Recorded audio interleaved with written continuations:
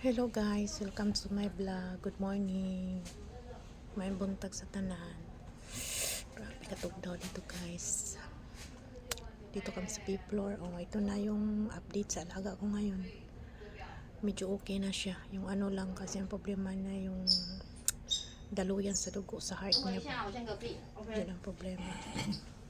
So, sabi ng doktor kanina, medyo okay na siya. Pero nilagyan siya ng ano sa ilong yung hose ba, para dyan na idaan yung gatas. Kasi pag sa gatas, pag sa lugaw daw asahan, kunti lang daw kainin niya. Tapos ano din yung findings niya. Kulang siya sa vitamins. Yun, kaya ngayon, yan siya. Yan siya, yan siya, yan siya. Yan siya.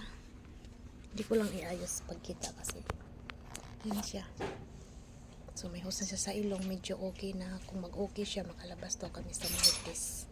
Kung okay na sana, para makalabas na kami sa Martes. So, yan ang update niya ngayon guys. Kaya sobrang lamig dito ngayon. So hinihintay ko na lang yung ano niya bukas, kasi bukas ano naman siya, check na naman yung sa heart niya. Ganyan. Sana mag-okay na para makalabas na kami kasi malapit na New Year. Yan lang guys. Bye bye guys.